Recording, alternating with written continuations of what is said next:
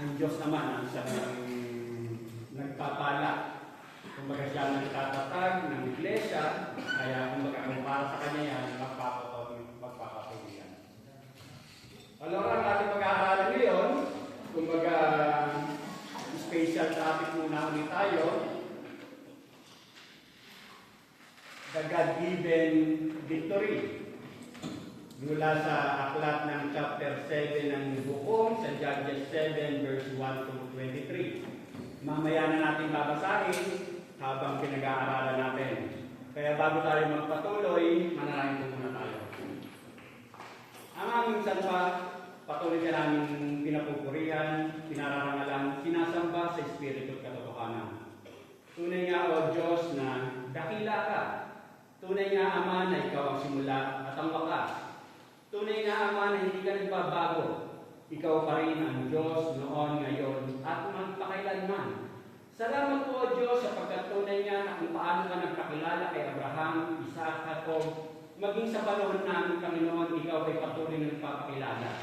Salamat po, O Diyos, sapagkat tunay nga na ikaw lamang ang Diyos ng mga Diyos, ang hari ng mga hari. Wala nang ibang Diyos maliban sa iyo, Panginoon. Buhay ka, makapangyarihan ka, dakila ka. Ikaw ang unang umibig sa amin at tunay nga na pinaunawa mo sa amin kung ano ang tunay na kahulugan ng buhay. Salamat po, O Diyos, sapagkat napakayaman ng iyong habag, ng iyong pag-ibig. Salamat po, O Diyos, at pinagkalooban mo kami ng kaligtasan, Panginoon. At sa oras na ito, minsan pa patuloy din namin kinikilala na tunay nga, banal ka, Panginoon. At alam mga pagkukulang, mga bagay na naiisip, nasasabi na gagawa na hindi kaaya-aya sa iyo, Lord God, hadlang ito upang hindi po maging katanggap-tanggap, Panginoon, ang aming gagawing pag-aaral sa mga oras nito. Kaya muli, ang dalangin ko, O Diyos, kapatawaran, paglilinis, upang nasa kayo wala pong magiging balakid sa aming pag-aaral, Panginoon. Malaya ang mangusap, Panginoon. Malaya ang pagpalain, Panginoon, ang iyong mensahe, upang nasa kayo tunay nga na ang mensahe nito, O Diyos, ay patuloy na siya magpapaalala sa amin na makalakad po kami na naayon sa iyong kalooban, Panginoon. Sa gabay patnubay na iyong Santong Espiritu, ikaw po, O Diyos, ang siyang mangusap. Patuloy mo nga po akong gamitin ng instrumento lamang. Ikaw po, O Diyos, ang siyang magpapahayag, Panginoon. At minsan pa ma, sa kabuuan po, O Diyos, ng gawain ito, ng mensahe ito, Lord God, patuloy kong pinagpapasalamat ng mga sandaling ito. Ito po, Diyos, ang aking samdalangin na may pasalamat. In Jesus' name I pray. Amen.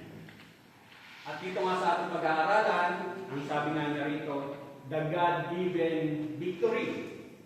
Ang pinagkakaloob na katagumpayan mula sa Diyos. Dito, sa buhay natin, kumbaga marami tayong mga desisyon o mga diskarte sa buhay na ginagawa natin sa sarili nating kakayanan, sa sarili nating pamamaraan. Akala natin tama, pero kung minsan, kung i-realize mo sa katotohanan, tayo lamang ay lalo yung napapasama. Tayo lamang ay napapahamak. Kumbaga, makita natin na sa sarili nating kakayanan, akala natin tama.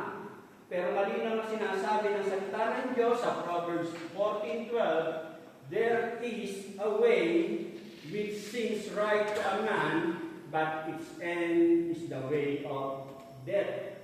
Kumbaga, akala natin sa sarili nating kaparaanan tama.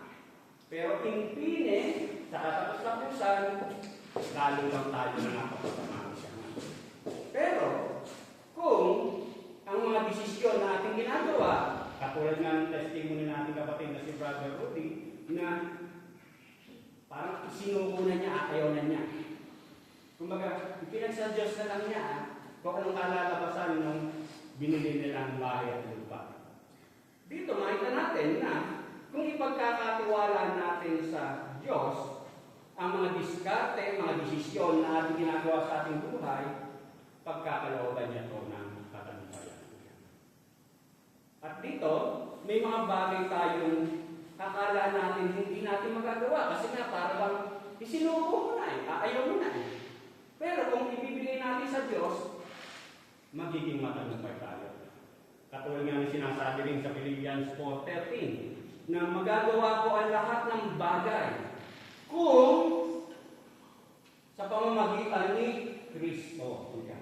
Kaya mo lang magagawa dahil nananampalataya ka sa tulong at gabay ng ating Panginoon Jesucristo. Kasi kung sa sarili mong kakayanan, hindi mo kaya. Pero dahil nananampalataya ka na meron tumutulong sa iyo, which is ang ating Panginoon Jesucristo, magagawa natin. Dito sa ating pag-aaralan, kumbaga para mas maintindihan, ano ba ang kalalagayan ng sitwasyon ng bansang Israel sa mga sitwasyong ating pag-aaralan ito? Ano ba ang sitwasyon? Ano ba ang kalalagayan ni Gideon ng mga sandaling ito? Kumbaga, kung makikita natin, kung babasahin natin sa naunang talata o sa unang chapter, sa chapter 6, verse 1 to 6, sinasabi nga niya rito, tumalikod na naman kay Yahweh ang bansang Israel. Yan ang karakter ng bansang Israel. Bagamat pinili ang bansang Israel ni Yahweh ng Diyos, pero may katigasan talaga ang ulo ng bansang Israel. Sa pagkakataong ito, tumalikod na naman sila kay Yahweh. At ang sabi, kumbaga, dahil sa pagtalikod na ito, kumbaga, sila ng mga Madyanita. Kumbaga, ginagawa nila para makatakas sila sa mga Madyanita, yung mananakot sa bansang Israel, nagtatago na lamang sila sa kuweba. At sinisira yung mga pananim ng mga Israelita. Kumbaga nagtatago sila. Kaya sa puntong ito, ibig sabihin, hindi maganda ang kalalagayan ng bansang Israel ng mga panahon ito. Kaya pagdating doon sa verse 14 and 15 ng Judges chapter 6, kumbaga, tinawag ni Yahweh si Gideon at ang sabi sa verse 14, lumakad ka at gamitin mo ang buong mong lakas mo sa pagliligtas sa Israel. Kumbaga, itinilaga ni Yahweh si Gideon na ikaw ang gagamitin ko para iligtas mo ang bansang Israel. Ngayon sa verse 15 ng Judges chapter 6, ang sabi niya, sumagot si Gideon, paano ko maililigtas ang Israel? Ang aming sambayanan ang pinakamaliit sa lipi ng Manases at ako naman ang pinakamahina sa amin.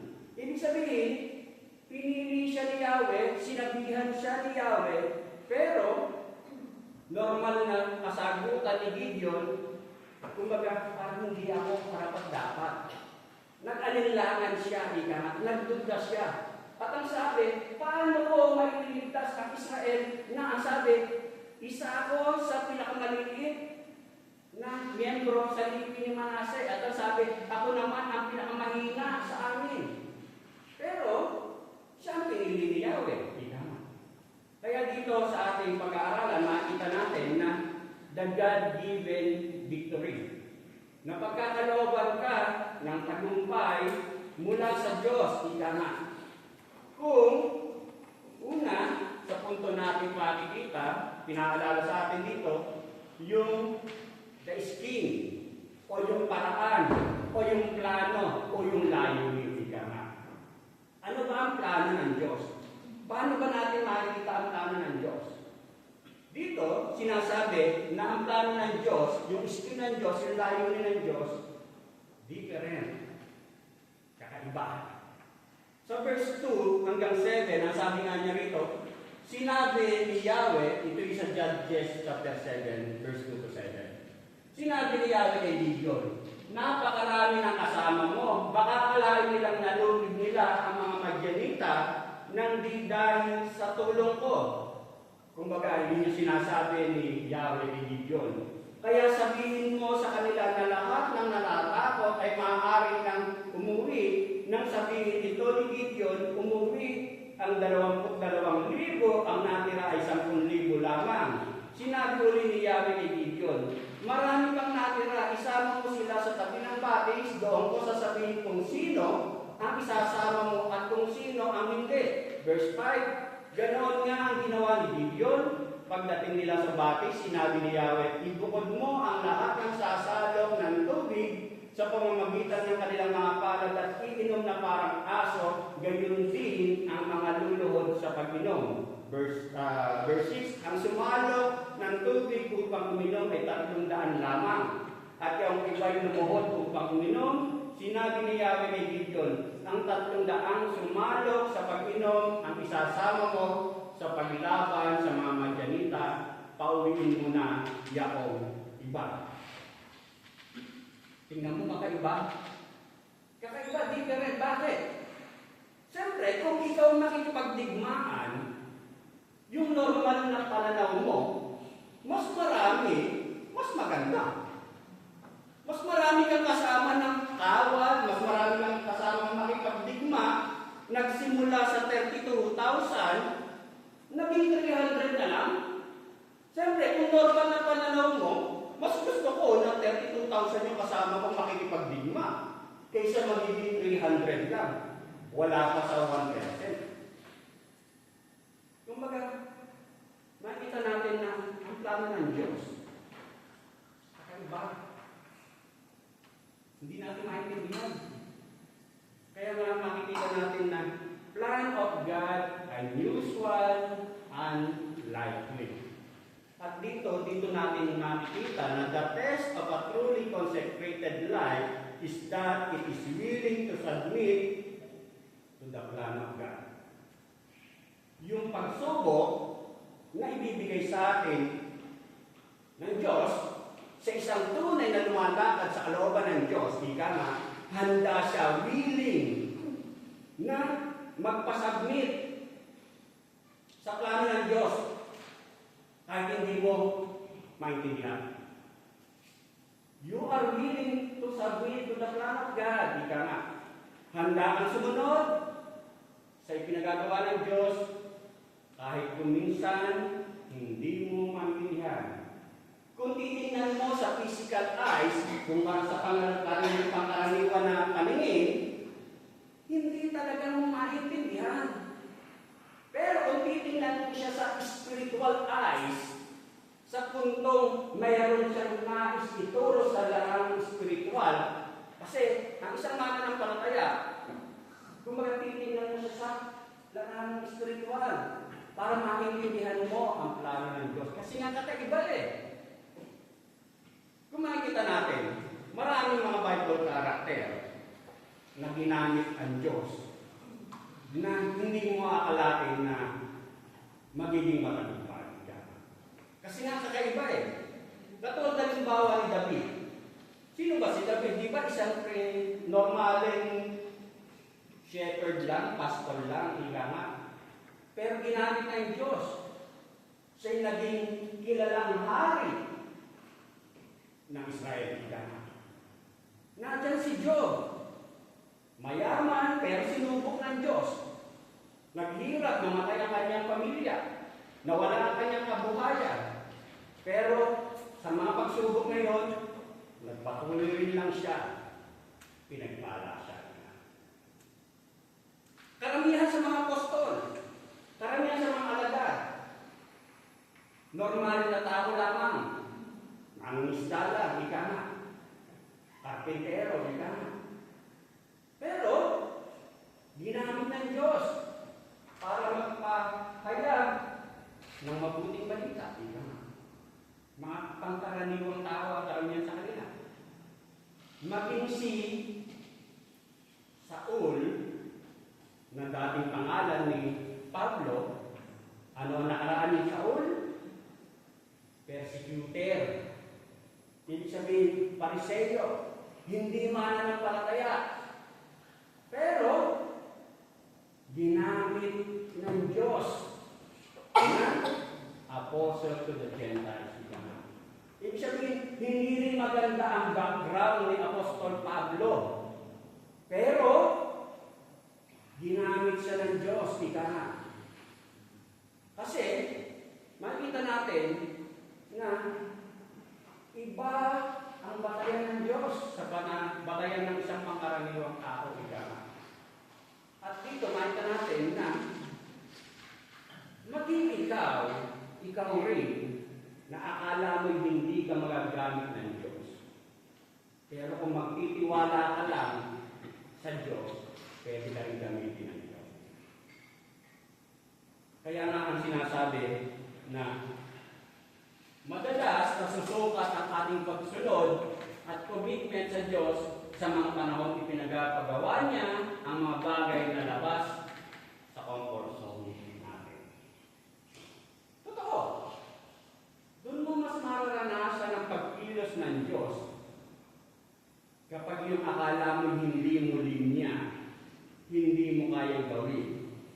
Pero dahil sa pananampalataya mo, pagtitiwala mo sa Diyos, kumbaga, mas makikita mo ang kapangyarihan ng Diyos. Yung pangalawa na pinapaalala sa atin, ang sabi niya rito, ang plano ng Diyos ay declared sa verse 9 to 14. Sa verse 9, ang sabi nga niya rito, kinagabihan, sinabi ni Yahweh kay Gideon, lusugin na ninyo ang mga Madyanita at malulupig ninyo sila. Kumbaga, malinaw. Malinaw yung sinabi ni Yahweh kay Gideon na lusugin na ninyo ang mga Madyanita at malulupig ninyo sila. Ibig sabihin, He will give you victory. Klaro. Klaro yung sinabi ni Yahweh kay Gideon na matatalo ninyo ang inyong mga kaaway. Ika nga. Ngayon doon sa verse 10, ang sabi niya rin sa verse 10, kung nag-aalinlangan ka pa hanggang ngayon, isama mo ang mataan mong sikura at subukan ninyo sila. Kumbaga ano sinasabi? Anong pinapaalala rito? Na ang gusto ng Diyos, kumbaga magkaroon ka ng isang clear step of faith. O, nag-aalinlangan ka. Ngayon, sige, tiktikan mo. Tiktikan mo yung mga kaaway nyo na Madyanita o ano yung nasa isipan nitong mga Madyanita. Sa verse 11, ang sabi nga niya rito, tiyak, nalalakas ang loob mo kapag narinig mo ang kanilang usapan, kaya siya at si Pura ay palihim na nagpunta sa may kampo ng mga Madyanita. Ang mga ito, pati ng mga Kamelisita at mga tribo sa paligid ay naglipana sa kapatagan, hindi magbilang sa dami. Ang kanilang mga kamelyo ay sindami naman ng buhangin sa dagat. Kumbaga, malinaw yung sinasabi ni Yahweh. Hindi niya hayaan na mag-alinlangan ka. Kumbaga, hindi ka niya hayaan na mag-alinlangan ka. Kaya nga sabi niya rito na narinig ni Gideon kung yung pinag-uusapan nitong mga Madyanita. Sa verse 13, nang malapit na si Gideon, may narinig silang nag-uusap. Ang sabi ng isa, napanaginipan kong may isang tinapay na sibadang gumulong sa ating kampo, nagulungan daw ang tola at ito'y bumagsak. Sagot ng isa, iyon ay walang iba kundi ang tabak ng Israelitang si Gideon na anak ni Joas. Tayo at ang Madyan ay ipanulupig sa kanya ng Diyos. Kumbaga, ang nais lang ng Diyos sa ating paglakad sa ating pananampalataya, kumbaga, walk in obedience. Umakad ka lang ng may pagsunod. Umakad ka ng may pagsunod. At dito, sa paglakad natin na may pagsunod, siyempre, ang pinakikita rito, kaya ka lalakad na may pagsunod dahil sa pananampalataya. Dahil sa pananampalataya, kaya ka lalakad na may pagsunod.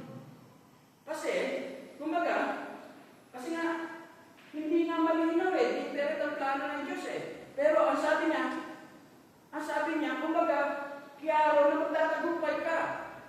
Kaya kailangan na, klaro yung sinasabi mo tatagumpay ka, magiging maayos. Ang kailangan mo, lumakad ka na may pagsunod, may pananampalataya.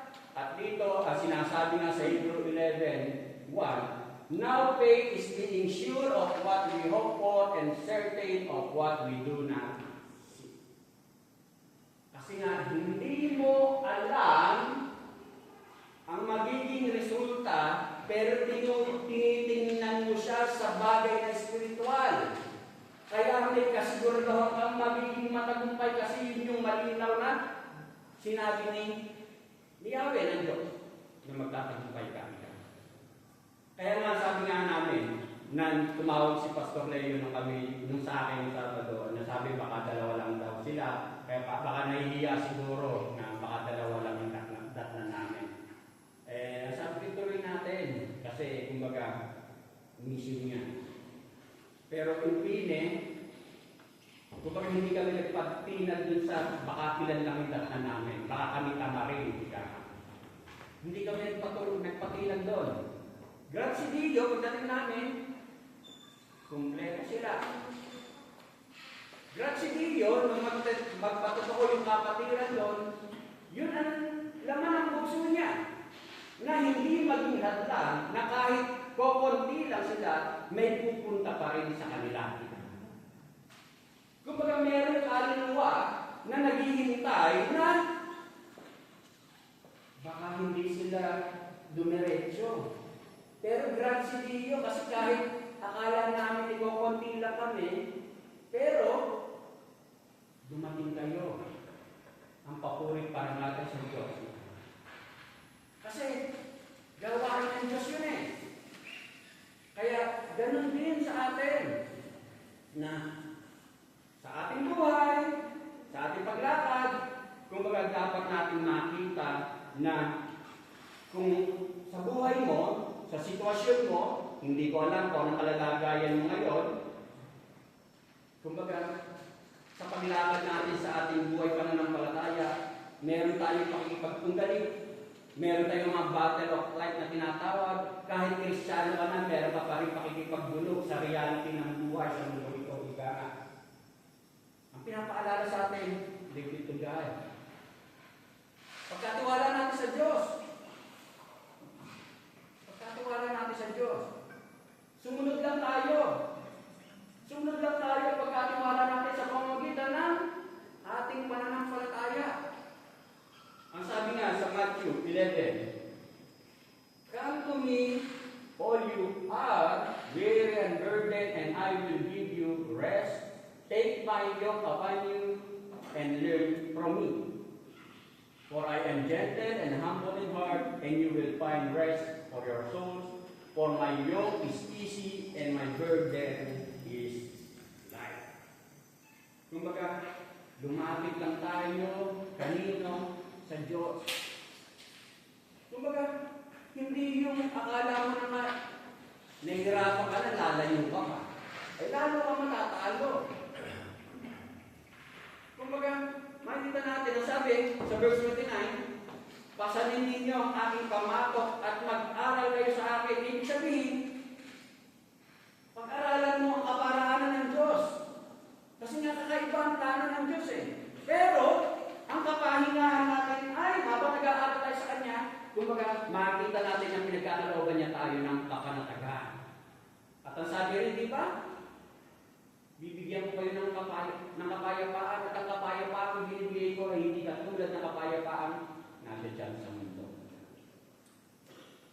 At ang sabi niyo sa verse 30, "Sapagkat maging hawang kanhin ang aking pamatok at magaan ang pasaning ibibigay ko sa inyo."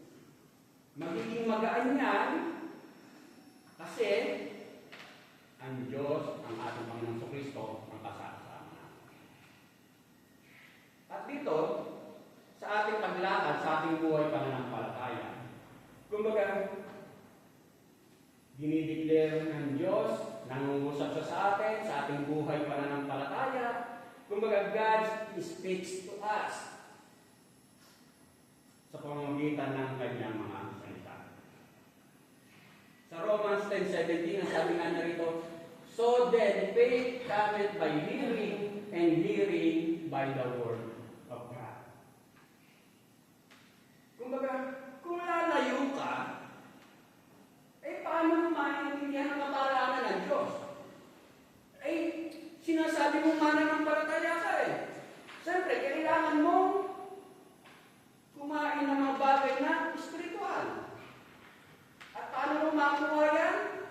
Sa pamamagitan ng pakikinig ng kanyang mga salita. At yung naririnig natin mga salita ng Diyos, kumbaga, yan yung magpapalakas ng ating buhay pananampalataya. Bakit tayo nanampalataya? Kasi may nagpahayag rin lang sa atin, ika nga. Kaya nga, faith comes by hearing and hearing the Word of God. Kailangan natin yan.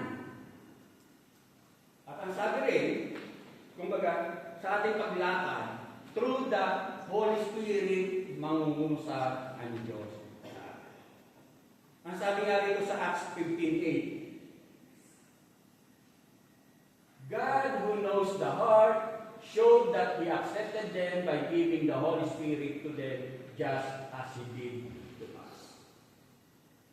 Kumbaga, nagbibigay ng conviction, nagbibigay ng paalala. Ang isang mananampalataya, kumbaga, lagi natin pinapaalala na humuusap ang Diyos sa atin. Sa salita niya, sa Santong Espiritu, maging sa pamamagitan ng kapwa natin, mananampalataya. Sa Acts 9, ang sabi nga niya rito, 17-18. So Ananias departed and entered the house, and laying his hands on him, he said, Brother Saul, the Lord Jesus, who appeared to you on the road by which you came, has sent me so that you may regain your sight and be filled with the Holy Spirit. And immediately something like scales fell from his eyes, and he regained his sight. Then he rose and was baptized. Ano yung eksena ito? Ito yung eksena na kung saan ay nabulag si Saul na dating pangalan ni Pablo. Pero sa pamamagitan ng mananampalatayang si Ananias na ginamit ng Diyos para muling makakita si Saul. At sa ating paglakad sa ating buhay pananampalataya, malinaw ang mga paalala ng Diyos sa pamamagitan ng kailangan natin ng kapwa nating mananampalataya. Katulad nga rin, nag-aaral kami kahapon sa mga ragazzi, na kailangan natin ng mga ganitong gawain. Hindi lang Sunday. Kaya nga may mga prayer meeting, may mga pag-aaral. Kumbaga, kailangan natin may mga kapwa mananampalataya kasi kung kumakain tayo ng mga physical food para tayo lumakas sa ating physical na pamumuhay, para tayo maging malakas sa ating spiritual na pamumuhay, kailangan natin din kumain, hindi lang Sunday ng spiritual. At yan ay magagawa natin kung lagi tayong nakikihalubilo sa kapwa natin mananampalataya. Kung ang sinasamahan mo, hindi mo kay Espiritu, siyempre, hindi ka makakain ng pagkain spiritual na kinakailangan mo. Sa halip na lumakas ka, lalo ka manghihina. Sa halip na maging Montesepio ka, good influence ka, ika nga.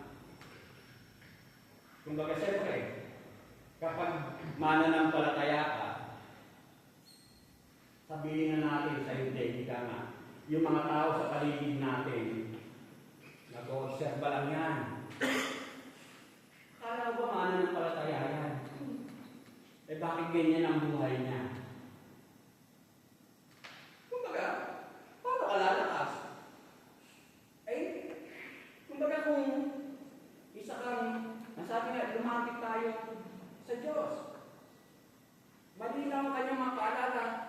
Ginagamit niya ang kanyang salita, ginagamit niya ang conviction na nagmumula sa Santong Espiritu, ibinagkalap sa isang mananampalataya, at ginagamit niya ang kapwa mo mananampalataya.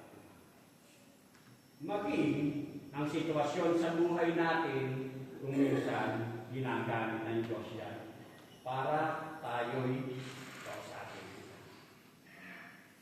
Halimbawa sa Genesis 24:12-16, ito yung ang sabi niya rito na yung alalay ni Abraham, niyahanap ng mapapakasawa, yung kanyang anak, na si Isaac. Katulad halimbawa nung pag dito, yung testimony na rin, huwag na tayo lumayo. Kasi kapag yung mas updated, para bang mas ma-remind ka. Katulad yung sinasabi ng testimony halimbawa ni brother ko, na para bang ayaw na niya, suko na siya. Pero, lumakad pa rin siya sa kanyang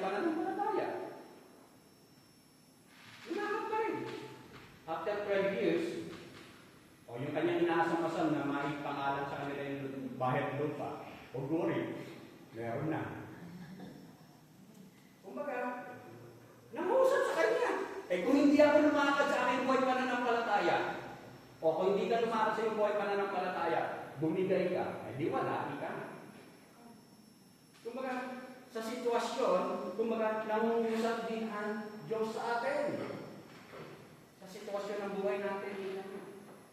At dito, kumbaga, ang sinasabi, ang pinapaalala sa atin, ang plano ng Diyos, ang scheme ng Diyos sa buhay natin, different, declared. Kumbaga, kapag may dineclare siya, kapag may sinabi siya, kapag may tinuro siya, ang dapat lang natin gawin, kapag may tinuro siya, may pinaunawa sa sayo, na malinaw na magiging iyan, magtatagumpay ka. Ang kinakailangan lang sa atin ay learn to accept all. Kung ano yung itinuturo sa iyo ng Diyos. Hindi yung kung ano lang yung gusto mong tanggapin. Kasi ganun tayo minsan eh. Na hindi sa kaparaanan ng Diyos. Kung ba yung parang sarili ng kaparaanan na ito lang way ko ang kumbaga mayroong way ko pa rin ang gagawin ko ika. Meron din i-declare ang Diyos sa atin na magtatagumpay ka, pero minsan ginagawa mo sa kaparaanan mo. Hindi mo isinusuko talaga ng buo sa nais ipagawa ng Diyos sa iyo. Kumbaga, kailangan natin manalangin para na sa gayon magkaroon tayo ng submissive heart. Matuto tayong magpasakop sa plano at kalooban ng Diyos. Matuto tayong magtiyaga, maging patient. Hindi pasyente yung patient na maghintay. Kasi iba ang plano ng Diyos, iba ang oras ng Diyos sa oras ng tao. At yung paalala na sinasabi rin sa atin na distinct, natatangi ang plano ng Diyos. Kasi kung titingnan mo, makikipagdigma si Gideon kasama ang 300 na kawal na nagsimula sa 32,000 na nakira na lamang ay 300, wala silang gamit na agmas. Ang dala-dala nila trompeta. Ang dala-dala nila ay baso na may kandila. Nasa makikipagwera ninyo, hindi kayo makikipagdigmaan. Sisigaw kayo! Makikipagwera kayo, ganun ang dala-dala nila. At kapag oras ng basagin ang baso o paso, ika na, basagin nyo. Kakaiba yung plano ng Diyos, ano? Nakatangi. Kaya kailangan mo ng pananampalataya para sundin mo yung plano ng Diyos. Kakaiba eh. Nakatangi.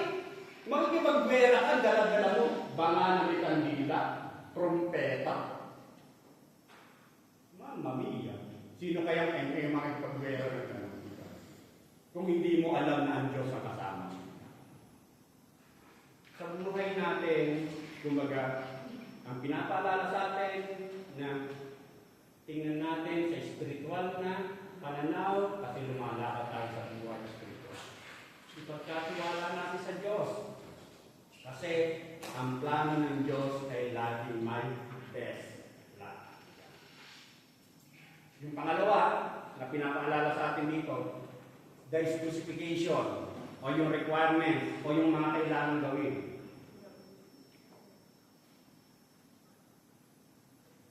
Una, surrender. Pag sinabi mong surrender, suko na. Taas kamay. Para sa gwera, di ba? Sa gwera, kapag yung makikipagwera ka, kadalasan magtataas ng isang white flag. Kahit hindi mo sabihin, kapag tinaas mo yung white flag na yan, nakita ng kaaway mo, kapagwera mo, alam na niya na suko ka na. Yun ang gusto ng Diyos. Na sa paglakad natin, para pagkalooban tayo ng God-given victory, ang requirement na hinihingi ng Diyos sa plano na ipinaunawa niya sa iyo, sumuko tayo. Kumbaga, sumuko tayo katulad ng ginawa ni Gideon, na kung saan ay ang unang kasama dapat ni Gideon, 32,000. Pero sumuko siya, pumayag siya na 300 na lang ang kanyang mga kasama. At dun sa verse 13, ang sabi nga niya rito, ang sabi niya sa verse 13, nang malapit na sina Gideon, may narinig silang nag-uusap. Ang sabi ng isa, napanaginipan kong may isang tinapay na si Batag bumulong sa ating kampo, nagulungan daw ang tolda at ito'y bumagsak. Ito yung mga sandali na kung saan ay tiniktikan ni Gideon yung kanilang mga kalaban. Dito makita natin na sinasabi na sa halip na mandirigmang si Gideon, inihalin tulad lang sa isang tinapay na gumulong. Parang isang panadero lang, hindi mandirigma. Kumbaga, Gideon's pride, kumbaga, binababa. Kasi ang gusto ng Diyos, kaya nga nagsimula sa 32,000, pinabawasan niya. Kasi ang sinasabi, baka isipin na ang katagumpayan niyo o ang tagumpay na magkakaroon kayo ay hindi manggaling sa akin. Kaya binawasan niya. Kasi ang itataas ay ang Diyos. He laid his plan, his goal, his dream so that he might surrender to the will of God. Kumbaga, binaba niya ang kanyang sarili, sumunod siya sa kalooban ng Diyos, sa plano ng Diyos, para nang sa gayon, kumbaga, ang katagumpayan ay manggagaling sa Diyos. Ganon din sa buhay natin, ika nga, na sa paglakad natin sa ating buhay pananampalataya, kaya kung minsan, karamihan ay aayaw sumunod sa kalooban ng Diyos kasi ang tinitingnan nila ay anong mangyayari sa akin. Kaya ayaw sumunod eh. Nauunahan ng takot. Nauunahan ng pangamba. Anong mangyayari sa akin? Pero malinaw na sinasabi, kung aangkinin natin, katulad yung sinabi ni Yahweh kay Jeremiah sa 29:11, ang sabi niya, for I know the plans I have for you, declares the Lord, plans to prosper you and not to harm you, plans to give you hope and a future. May plano ang Diyos sa isang mananampalatayang lumalakad sa kanyang buhay. Ang kailangan lang, requirements, specified, sumuko ka. Pag sumuko ka, ang Diyos ang bahala sa iyo. Pangalawa, submission o yung pagsunod, ika nga. Kasi minsan yung parang tuko, pero wala nang pagsunod. Dapat may pagsunod ka. Kumbaga may pagsunod kang gagawin sa nais ng Diyos. Doon sa verse 3, ang sabi nga niya rito, kaya sabihin mo sa kanila na kahit sa kanila na lahat na natatakot ay maaaring ang umuwi. Nang sabihin ito ni Gideon, umuwi ang 22,000, ang natira ay 10,000 lamang. And then sa verse 4, sinabi ulit ni Yahweh kay Gideon, marami pang natira. Isama mo sila sa tabi ng batis, doon ko sasabihin kung sino ang isasama mo at kung ano ang hindi. Sino ang hindi. Ganon nga ang ginawa ni Gideon. Pagdating nila sa batis, sinabi ni Yahweh, ibukod mo ang lahat ng sasalok ng tubig sa pamamagitan ng kanilang mga palad at iinom na parang aso, gayon din ang mga luluhod sa pag-inom. ang sumalo ng tubig upang uminom ay 300 lamang at yaong iba'y lumuhod upang uminom. Sinabi ni Yahweh kay Gideon, ang 300 sumalot sa pag-inom, ang sasama mo sa paglaban sa mga Madyanita, pauwiin mo na yung iba matapos kunin ang mga kagamitan. Pinauwi ni Gideon ang lahat ng Israelita maliban sa 300. Ang kampo ng mga Madyanita ay nasa kapatagan na pinanunukan nila. Kumbaga, nakita ni na Gideon kung sino yung kanilang mga kalaban. Makakadigma, ika nga. At nagsimula nga sa 32,000, pero bawasan mo. Kung sino natatakot, o sige, umuwi na. Doon sa 32,000, ang mga takot, 22,000. Kung bakit may 10,000 na natira. Pero marami pa rin. Hanggang mabawasan niya na 300 na lang. Kung bakit makikita natin na dito, sa ginawa ni Gideon, kung bakit talagang sumunod siya. Sumunod siya sa malinaw na sinasabi ni Yahweh sa kanya. Oo, 32,000 yung unang nagpakita, pero doon pala sa 32,000 na yun, may 22,000 para mga bahagang mundo. Eh siyempre, mas maganda nga naman na kung mga bahagang mundo, takot makipagdigma ay umuwi na ito. O may natira na 10,000. O marami pa rin. Kasi nga, ang nais ni Yahweh, ang katagumpayan ay kay Yahweh, hindi sa normal nilang bilang na nakikipagdigma sa dati lang. At dito, makita nga natin na yung pagsunod na ginawa ni Gideon sa malinaw na utos ni Yahweh sa kanya. At ang sabi nga niya rito, to see the Lord best for your life, it will require obedience to His plan on your part. Kumbaga para makita mo ang malinaw na plano ng Diyos sa iyo, ay talagang dapat matuto ka muna sumunod. Yun. Katulad kay Gideon. Para makita mo ang katagumpayan, ang linaw na pinagagawa ng Diyos sa iyo, ang tagumpay na ibibigay ng Diyos sa iyo. Ang unang hakbang mo muna talaga, humakbang ka sa pananampalataya na may pagsunod. Kasi mas gusto ng Diyos yung talagang sumusunod sa Kanya. Mag-sabi nga sa 1 Samuel 15:20.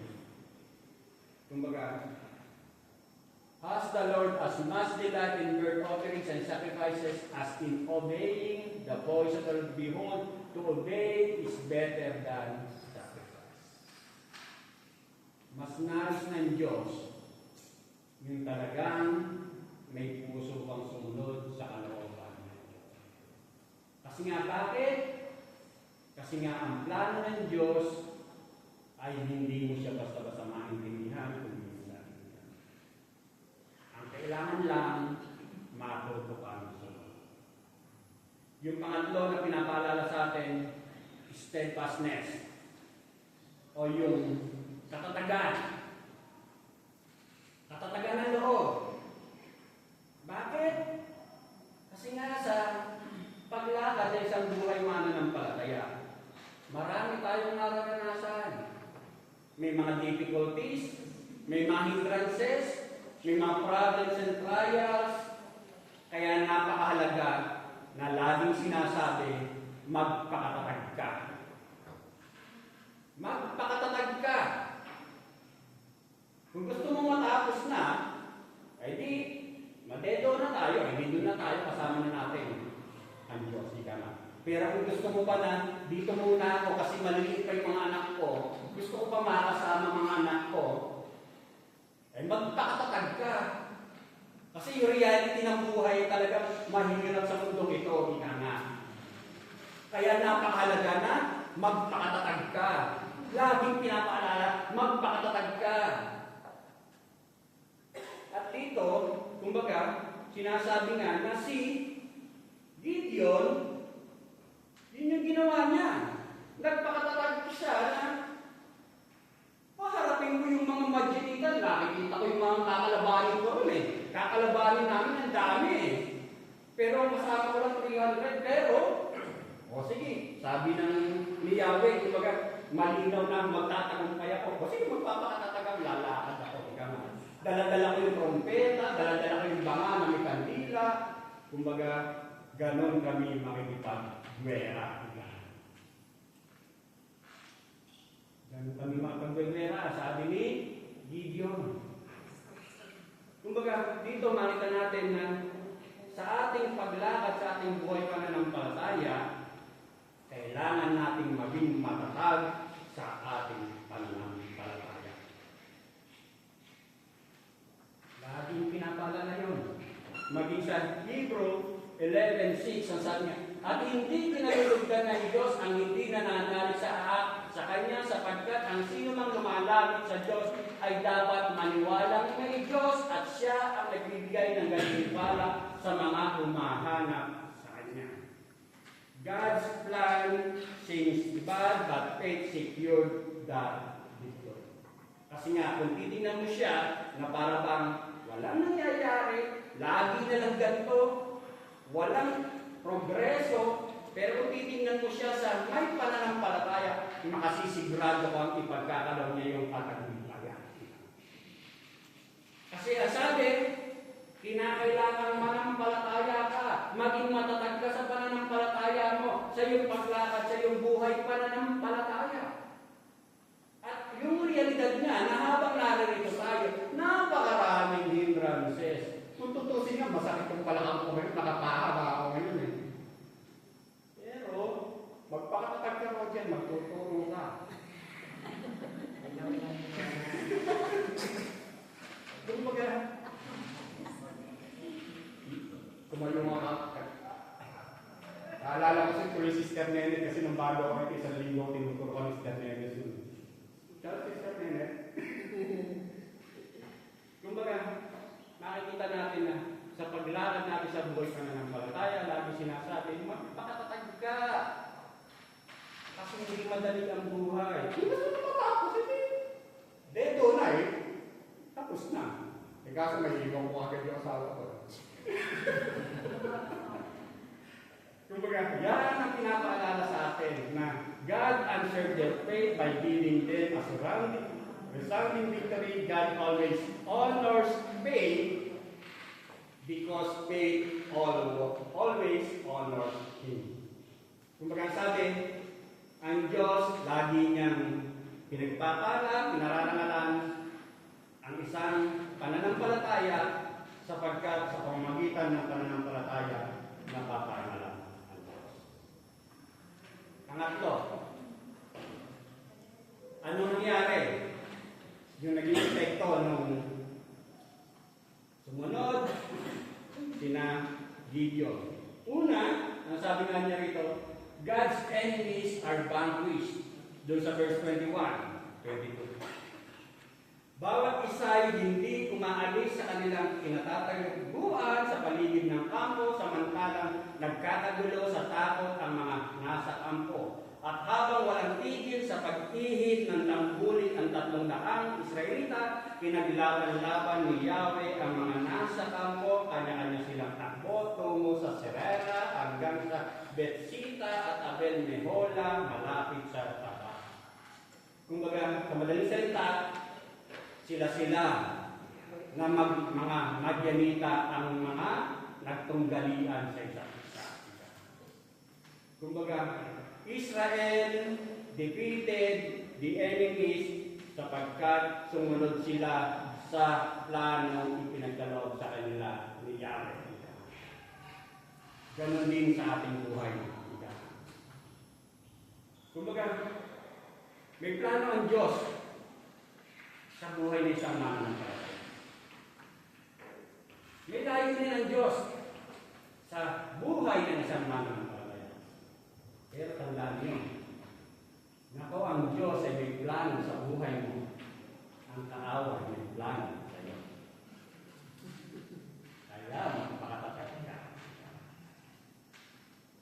Kumbaga, ang gusto ng kaaway, maging miserable ka, malungkot ka, talunan ka.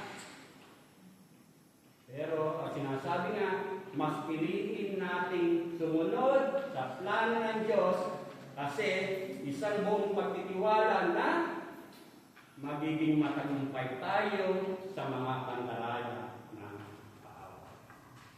Kailangan lang magpakatatag ka, sumunod ka.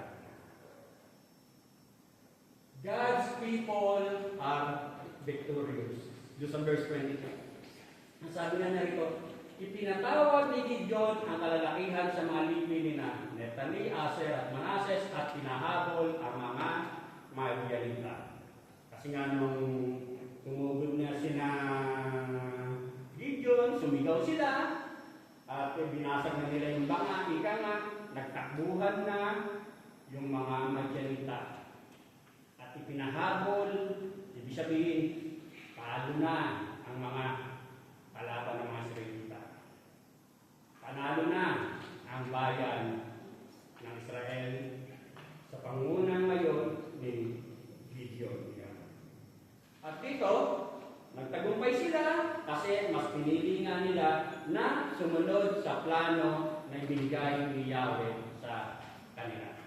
Ang sabi nga narito, God's plan in our life ay walk in victory. Lumakad ka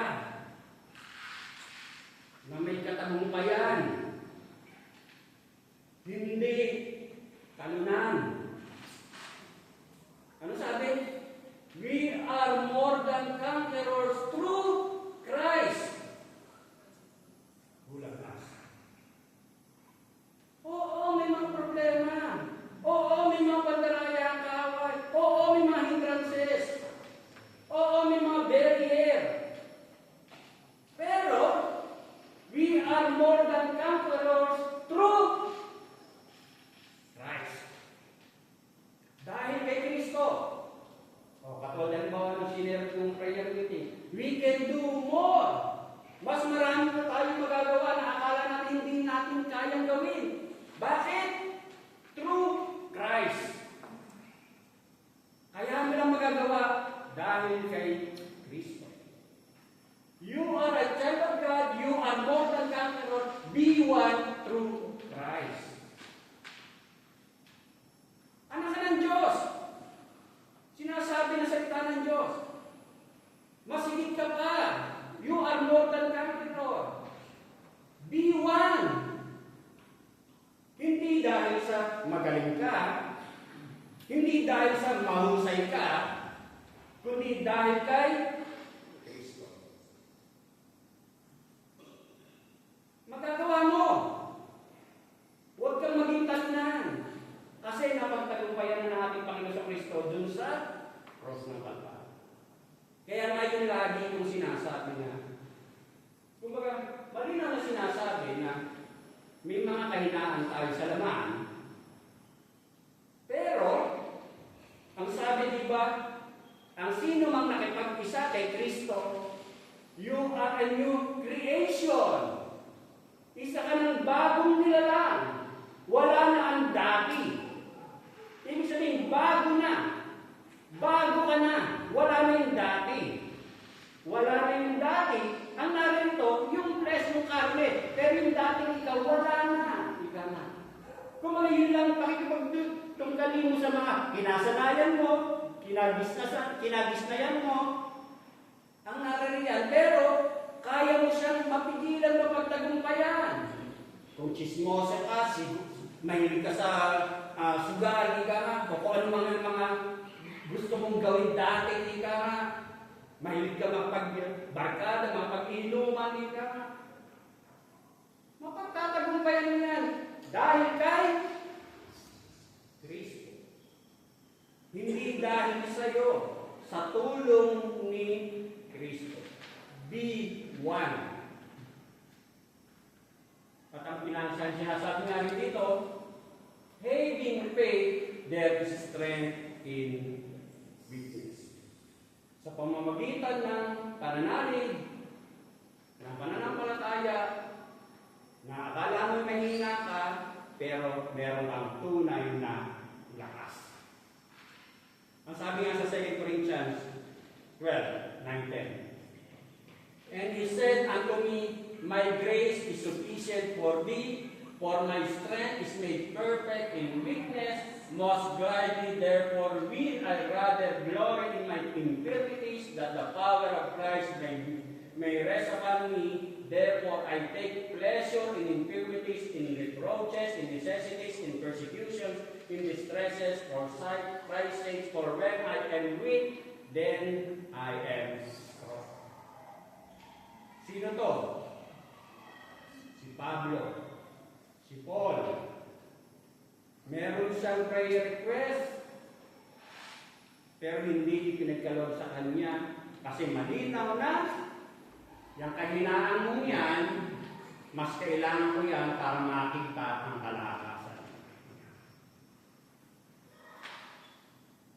Dahil sa pananampalataya, kumbaga, yung akala mong kahinaan mo, yung pala magiging daan para mas magiging malakas ka. Sa buhay natin ganyan. Ang kailangan natin, buhay pananampalataya, sumunod lang tayo. Kasi, hindi kanya-kanyang plano ng Diyos sa bawat isa sa atin. Pangatlo, God's name is honor. Sa verse 15 ng ating text, ang sabi nga narito, when Gideon heard the account of the dream and its interpretation, he bowed in worship, he returned to the camp of Israel and said, arise, for the Lord has given the camp of Midian into your hands. Nang marinig ito ni Gideon, lumuhod siya at nagpuri sa Diyos. Pagkatapos sila ni Pura ay nagbalik sa kampo at sinabi sa kanyang mga kasamahan, humanda kayo at ipalulupig na sa atin ni Yahweh ang mga Madianita. Kumbaga, kaya ka pagkakalooban ng katagumpayan dahil ang papurit parangal ay lagi sa Diyos. Kumbaga, kasi nga, si Gideon akala niya mahina siya, nag-alinlangan siya. Si Gideon, na unang kasama niya, 32,000, pero naging 300 lang. Bakit? Bakit siya nagtagumpay? Dahil sa tulong ng Diyos. God-given victory. God got all the glory for the victory.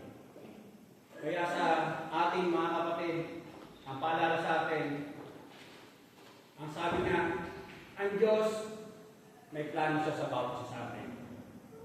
Habang lumalakad tayo sa ating buhay pananampalataya, malinaw ang pinakikita niya na plano ng Diyos para sa iyo. Kasi nga sabi kanina, declared siya, malinaw siya. Ang sabi, akapin mo lang, sumunod ka lang, mag-step of faith ka lang, magpakatatag ka. At dito, malinaw na sinasabi na sa ating buhay pananampalataya, kumbaga, ang susundin natin lagi ay kung ano ang nais ng Diyos. Huwag nating daanin sa sarili natin kaya. Kasi kung minsan nga na ang ginagawa natin, kahit malinaw na yung pinagagawa ng Diyos sa atin, ang gusto mo lang gawin ay yung komodo sa iyo. Pero, ang sinasabi nga sa atin na sa ating paglakad, sa ating buhay pananampalataya, unahin natin ang Diyos. Be strong always in the Lord. Be steadfast in hope, because God always produces victory in the lives of the believer who follow Him. Nagkakalooban ng katagumpayan ng Diyos ang mga anak niyang lumalakad sa kanyang kalooban. Manalangin po tayo. Ama, maraming salamat po sa oras nito na pinagkalooban kami ng paalala na tunay nga na sa isang mananampalataya, Panginoon, lumalakad sa aming buhay pananampalataya, patuloy mo kami pinanalahanan na unahin ka namin, Panginoon. Katulad ng buhay po, Panginoon, ni Gideon, Panginoon. Bagamat ang plano mo sa Kanya ay para bang hindi malinaw, kakaiba, pero unti-unti mong ipinahayag na malinaw ang nais mong ipagawa sa Kanya. Ang kailangan lang mag-step of faith, magpakatatag, sumunod, Panginoon. At sa pagsunod sa kalooban mo, ipagkakaloob mo ang katagumpayan. Sapagkat ang katagumpayan nito ay higit kang napaparakalan, Panginoon. Salamat po sa oras ito. Dalahin ko nga po na tunay nga na ang mga paalaman ito, Lord God, patuloy po namin gamitin ang inyong isa pamuhay, i-apply namin, Panginoon, ang mga aral na natutunan namin sa mga aral mo sa oras na ito. Upang nasa liyan, minsan pa, makikita po namin, maranasan namin, Panginoon, na buhay ka sa aming mga buhay. Kung ginagamit po namin, sinasabuhay po namin ang mga